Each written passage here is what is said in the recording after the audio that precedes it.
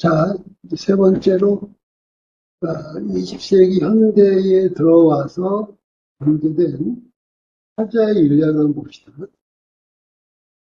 타자라는 건 이제 영어로 비아더스, 다른 사람들.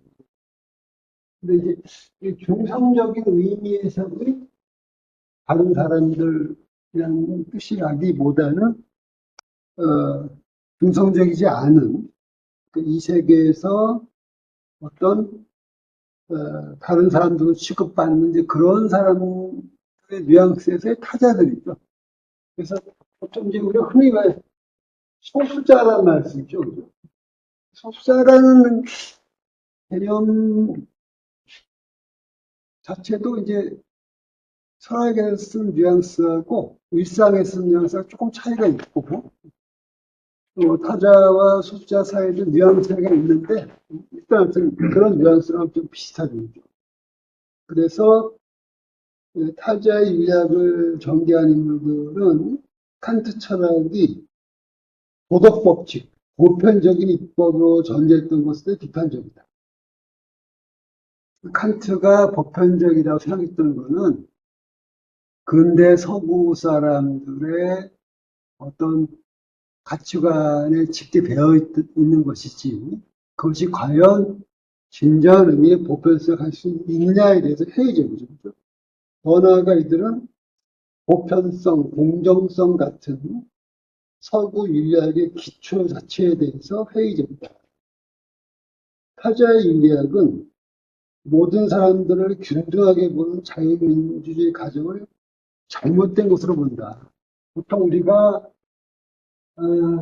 평등이라고 하는 거를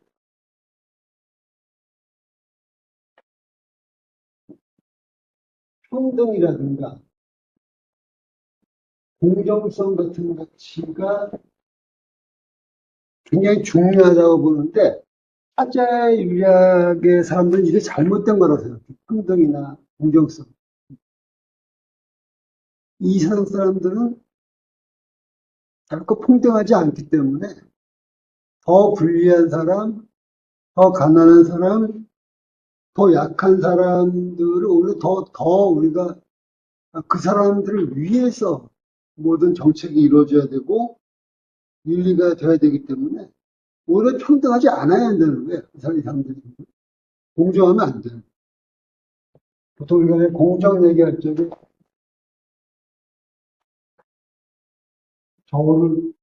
저울에 많이 되잖아요. 저울에 많이 되고. 그래서 이제 똑같아야 한다는데 이 사람들이 이게 필요했다는 거예요. 이 사람도 가난한 사람이면은 이렇게 해야 된다는 거지. 이렇게. 그게 진짜 정의로운 거라는 거죠. 그게. 타자의 윤리학은 읽었고 세계란 동일자와 타자로 나뉘어 있다고 본다. 유럽이 동일자라면 비유럽은 타자고 남자가 동일자라면 여성들은 타자고 어른이 동일자라면 아이들이 타자고 그런 거죠. 물론 이제 그런 인법을 뭐 공식처럼 너무 과하게 이렇게 하면 안 되지만 그렇죠 그렇다는 얘기죠. 따라서 이들은 동일자와 타자의 관계를 해명하고 균등하지 않은 윤리를 추구하는 거죠. 푸코는 역사, 특히 근대의 역사를 타자들의 역사로서 읽어냈다. 그는 인간적 삶에서의 본질론적인 분절의 의문을 제기하고 그러한 분절에서 배제의 역학을 읽어낸다. 그리고 이 배제 역학을 통해서 지식, 권력, 주체 역할을 해명한다. 그러니까 푸코는 광인들이라든가 그다음에 병자들, 수인들 등등등 그런 어떤 타자들의 역사로서 근대 역사를 읽어냈다. 그리고 정상적인 사람과 비정상적인 사람 같은 그런 식의 어떤 분절, 나누는 거죠. 그 존재론적인 분절의 의문을 제기하고 그와 같은 분절이 사실은 누군가를 배제하려고 하는 익스클루드 하려고 하는 그런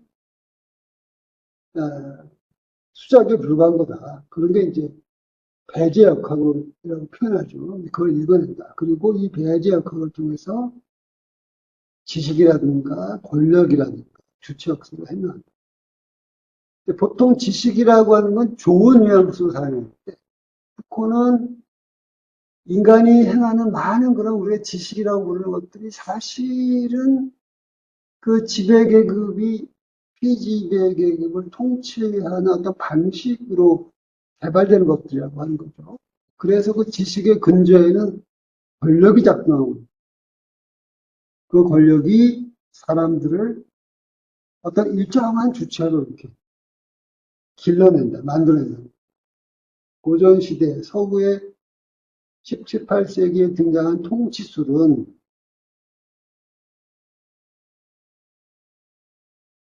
타자들을 싹쓸이해가지고 그 사회에 뭐 거지, 불황자, 뭐 광인, 반체제주의자들 등등 같은 모든 그런 데 싹쓸이해가지고 감금하는 그러니까 개념 논리적으로는 배제고 물리적으로는 감금이죠. 그죠? 논리적으로 배제하는 사람들을 물리적으로 감금하는 거죠. 그죠? 감금하는 대감금 시대를 본다. 방길을 비롯한 각종 타자들이 비이성이라는 이유로. 그러니까 사실은 우리가 왜 뭐, 충청도도 경상도 전라도 다 다르지만 서울의 입장에는 그게 다 지방이죠. 충청도도 지방이고 뭐 경상도 지방이고 저 지방이죠. 그러니까 동일자 입장에서 보면은 뭐 가난한 사람이나 뭐 불황자나 반체가 다 똑같은 거니까 그런 사람들을 비이성이라는 이유로 함께 감금되거든요.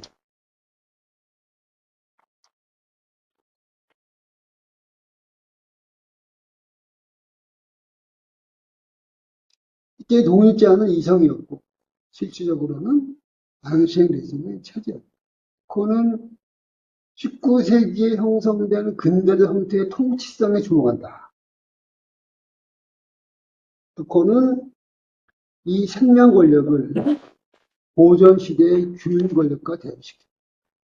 규율 권력이 죽게 만들거나 살게 내버려두는 권력이라면 생명 권력은 살게 만들거나 죽게 내버려두는 권력.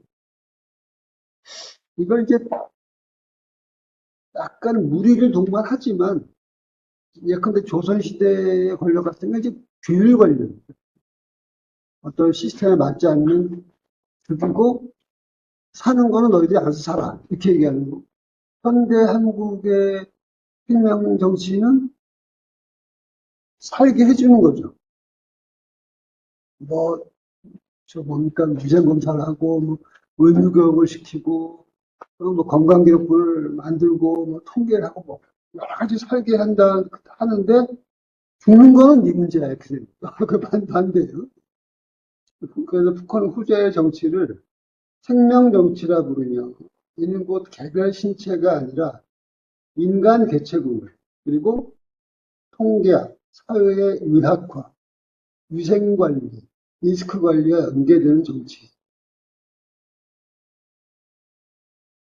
푸코는 근대적인 지식권력의 체제가 어떻게 주체를 길들여 왔는지를 사유했으나 후기에는 주체가 어떻게 이런 체제에 저항함으로써 스스로를 주체로서 만들어 왔는가를 사유했다.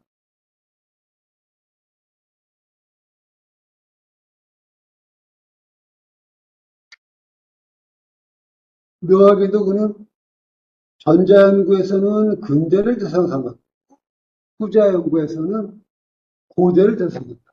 그러니까 푸코는 이런 지식권력 체계가 주체를 어떻게 길들이는가라는 주제에 대해서는 근대 시대를 주로 연구를 해서 얘기를 했는데 묘하게도 주체가 그런 권력 체제에 저항하면서 어떻게 자기를 주체로 만드는가에 관한 연구는 주로 그리스 고대를 연구했어요. 여기도. 그러면 우리가 생각할 수 있는 하나의 가설은, 푸코는 그리스에서는 주체화가 제대로 이루어졌는데, 근대로 오니까 이런 지식 권력이 생겨나가지고 그런 주체화가 안 되고 생각나? 라고 생각할 수도 있지만 그건 아니에요. 그런데 명하기도 할 때 그렇게 연구 대상이 바뀝니다. 그래서 푸코의 사유를 오늘날에 계승하는 중요한 방식은 뭐냐면 바로 근대에서의 주체화의 문제를 이제 파헤치고 고대가 아니고 근대에 사람들이 어떻게 지식 권력의 체제와 싸우면서 스스로의 주체성을 만들어가는가의 포인트를 연구가 필요한 거죠. 푸코가 타제의 역사를 사유했다면 레비나스는 타제의 윤리학을 사유하고 있다. 레비나스는 하이데거의 존재론을 극복하는 것, 전체주의를 극복하는 것에 중점을 두었다. 레비나스는 서구의 존재론 전통이 전체주의적 성격을 띠고 있음을 지적하면서 전체주의라는 건 이제 포탈리 개념이지. 스탈린 시대의 소련이라든가 나치즘 같은 전체주의.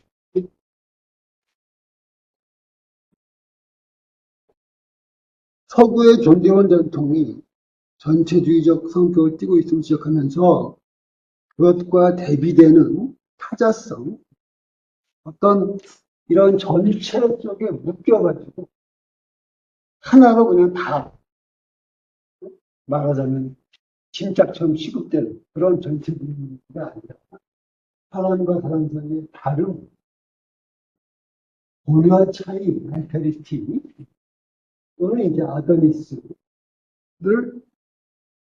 강조했다. 하이데거와 관련해가지고 하이데거의 에스키프트하고 레비나스의 일리아는 대조적이다. 하이데거가 말한 에스키프트, 그리고 레비나스가 말하는 일리아, 에스키프트는 독일어고 일리아는 불어죠. 영어로 말하면 데어리스 또는 데어라에 해당합니다. 근데 표현이 조금 달라요. 독일어는 에스키프트 그러면 그것이 준다. 에스키프트 뭐뭐 하면은 그것이 무엇을 준다. 이렇게 표현해요. 그러니까 영어권에서는 거기에 대해 뭐뭐가 있다. 이렇게 표현하고 프랑스에서는 영어하고 좀 비슷한데 그것이 거기에서 뭐뭐를 가진다. 이렇게 표현해요. 굉장히 묘한 표현인데 이게 그 사람들의 어떤 독특한 그 세계인식 방법인데 레비나스는 하이데가 말하는 에스키프트와 대조적으로 일리아를 얘기하죠. 인간은 일리아로부터 시작해서 동일자를 구축하는 과정에 주목한다. 이는 뿌리내리기, 먹거리, 향유, 집, 소유, 무더위 가지고 고치면서 주체가 일리아로부터 분리되는 과정이다. 하이데거 같은 경우는 이 S가 결국 존재야, 존재. 존재. 근데 레비나스 같은 경우는 이 일이 반대로 무예요. 이렇게 대비가 되죠. 근데 타자는 사람만 해당되는 겁니까? 아니면 사물도 포함되는 겁니까? 그건 이제 맥락에 따라서 좁은 의미에서는 주로 사람을 의미하는 건데, 주로. 노동자, 여성, 뭐, 아이들, 뭐 등등등, 과민 등등. 그러니까 인간을 동물자로 보면 동물들이 타자인 거예요. 그렇게 보시면 돼요. 상대적으로.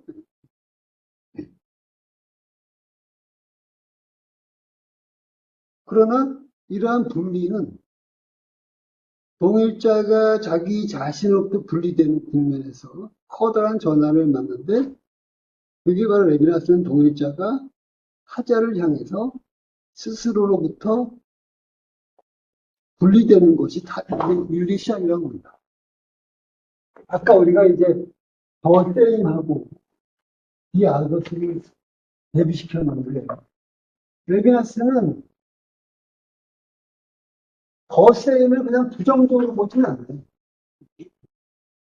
누구나 인간은 자기가 먹을 아늑한 집과 나의 인생, 나의 행복을 구축하는 삶을 살게 되는.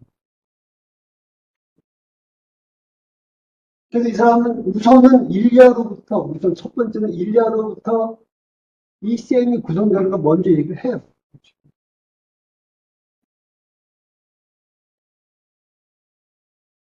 그런데 이제 일리아로부터 더 셈으로 나아갔듯이 여기서 딱 끝나는 게 아니고 더 나아갈 때 그때 윤리가 가능하다. 마치 무를 극복하면서 내 집, 내 땅, 내 돈, 이렇게 나의 동일자를 구축하듯이 거기서 한 발 더 나가서 다시 나로부터 더 극복해가지고 나아갈 때 윤리가 가능하다.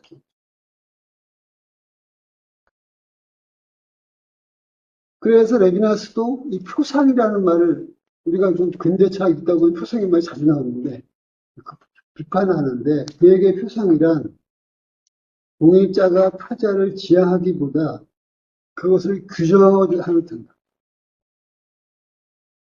쉽게 일상으로 얘기하면 내가 내 아닌 걸 이렇게 규정하는 거지. 이건 이거야, 이건 이거야, 이런 거야, 이런 식으로. 타자를 위주에 놓고 진정한 그 타자를 보려고 하는 게 아니라 자기의 틀로 타자를 이렇게 규정지어버리는 거예요. 그걸 표상이라고 해요. 진정한 윤리는 타자를 이렇게 규정하는 데 있는 것이 아니라 오히려 자기를 타자화해 보는 거지. 자기 타자화. 그거야말로 윤리의 출발점이다. 데리다는 레비나스를 이어받아서 타자의 윤리학을 다각도로 전개했는데 그는 우선 유령론을 전개했으며 이에 입각해서 메시아 없는 메시아적인 것에 대한 역사 차원을 전개합니다. 이때 유령이라고 하는 거는 쉽게 말하면은 이미 이 지상에 존재하지 않지만 우리와 함께 존재하고 또 함께 존재해야 하는 사람들, 그런 사람들을 대단히 유령이라고 합니다. 우리는 보통 귀신이라고 하는데 대단히 서양 사람이고 유령이라고. 예를 들어서 광주 민주화 운동에서 희생된 사람들, 그런 사람들은 우리한테는 유령이고 우리가 그 유령들을 잊지 않고 끝없이 기리고 의미를 부여하고 함으로써 그런 어떤 메시아가 없는 메시아적인 것을 추구할 수 있다. 그리고 이는 곧 해결적 기독교적 해결에 맞선 역사의 종말 태제의 비판이다. 기독교적 해결은 아주 쉽게 얘기하면 그냥 트럼프 생각하면 돼, 트럼프. 최대한. 데리다는 이 역사책은 새로운 인터넷이 시작. 아울러 데리다는 법과 정의의 문제는 법에는 항상 시원적 폭력이 내재되어 있으며 이는 곧 법이 정의에 의해 정초되어야 한다. 법이라는 건 항상 그 법을 제정한 사람들 자신들은 원래 그 법의 제약을 받지 않는다는 거죠. 그걸 이 사람은 뭐라고 하냐면 시원적 폭력이다. 그리고 정의란 레비나스적 정의로서 동일자와 타자의 비대칭성을 해결하는. 데리다의 타자 윤리학은 우리가 환대의 이유에 결정이 나가는데 우리나라의 세계는 외국인 난민 운명자 수수인들 흘러넘치는 세계이며 홈리스 외국인 노동자 동성애 자들 비정국가시설 주민들 주민들은 가득 찬 세계. 한마디로 말해서 이방인과의 낯선 마주치는 시대. 이 존재들의 경계에서 갖가지 문제들이 분출한다. 베이다의 반대로는 기존의 관용론을 극복하면서 등장했다.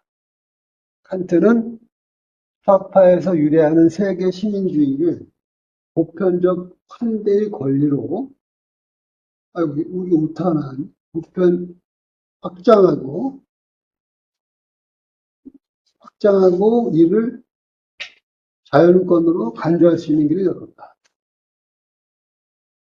그렇지만 이제 그 칸트가 말하는 이런 어떤 확장은 어디까지만 가냐면 외국인 개념까지만 가요. 근데 이제 그 외국인이라는 개념은 국민국가 시스템, 한국, 미국, 이거 국민국가 시스템을 전제하는 거죠. 근데 오늘날의 세계라고 하는 건 그런 국민국가 시스템과 외국인의 개념만으로는 이 한대 문제를 이끌어갈 수 없는 그런 세계이기도 하죠. 그래서 데리다는 외국인의 한정된 칸트적 한대를 넘어 절대적 한대의 가능성이자 또 불가능성을 타진하면서 한대의 가능성과 불가능성에 대해 살린다.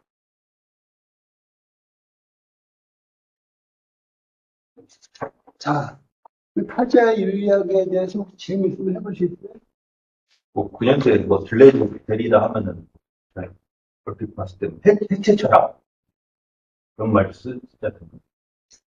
해체 철학이라는 말은 이제 주로 데리다에 대해 쓰죠. 데리다의 그 이걸 보통 이제 디컨스트럭션. 해체라는 번역어는 사실 좋은 번역어가 아니고 탈구축 이라는 표현이 조금 더 좋은 것 같아요. 해체하면 그냥 어떤 거를 말 그대로 그냥 이렇게 해체버리는 느낌이 드는데 그 데리다는 해체하는 게 아니고 어떤 그 구축된 것의 약한 고리를 발견해가지고 그 약한 고리를 치움으로써 이 시스템을 우리가 흔히 하는 말로 한골 탈퇴하려고 하는 것이지 해체하려고 하는 게 아니에요. 그래서 탈구축이라고 하는 번역이 좀 낫지 않을까 싶고 근데 요거는 데리다 브라질 같다는 좀 약간 다른 계통이고 데리다의 철학으로 보통 그 스스로가 이제 많이 얘기하는 거죠. 이제 가장 전형적인 게 이런 거죠. 플라톤 철학을 보면은 조물주가 나오고, 그 조물주가 이 물질, 코라라고 불리는 그 물질에다가 이데아를 이렇게 구현하는, 마치 그 조각가가 돌멩이에다가 형상을 부여하듯이, 그렇게 이 우주가 만들었다라고 얘기하고, 이데아가 주인공이고, 코라는 말하자면 조연으로 역할을 하는데, 그걸 이제 뒤집는 거죠. 뒤집어서 오히려 코라가 왜 중요한가를 다 그렇게 보여줍니다. 그런 게 하나 이해가 될 수 있겠죠. 데이터 사이즈. 들레즈와 카타리를 묶어서 얘기하는 경우, 책적 그렇게 많이 번역되잖아요. 그 두 사람의 유사성이 많아서 그렇게 볼 수 있는 거잖아요. 원저자를 묶어놔서. 공조했으니까, 공조. 우리가 그 마르크스와 engels가 공산당선을 같이 썼잖아요. 이것처럼 큰 책을 같이 썼어요.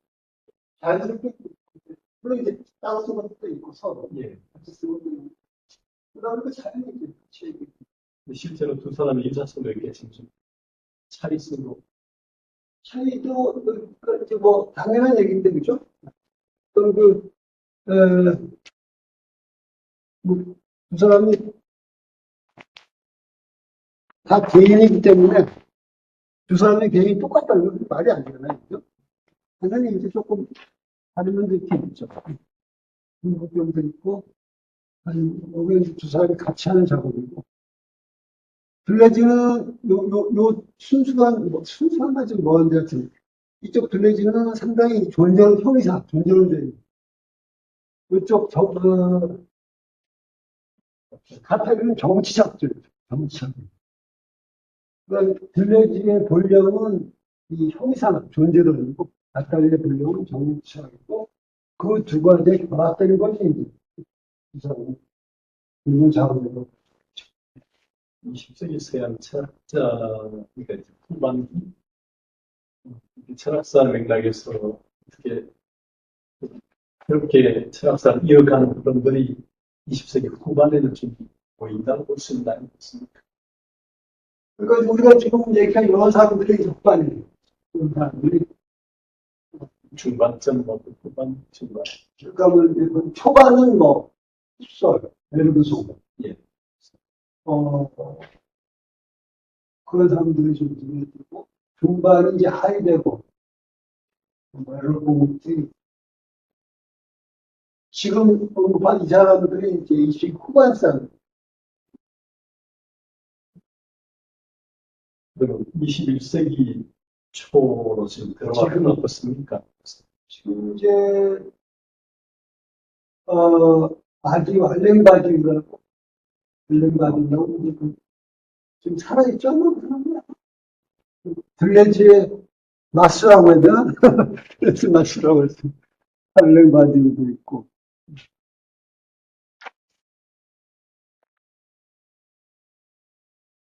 네, 무리노 라투르라는 사람들, 무리노 라투르가 이제 그 사람은 뭐라고 해야 되지?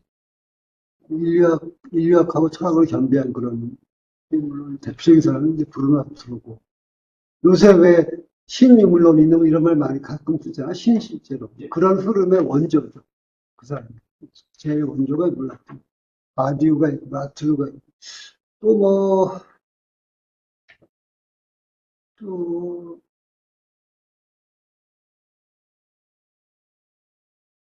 그 정도가 좀, 뭐, 흔히 말하는 거장의 반응 같은 사람이라고.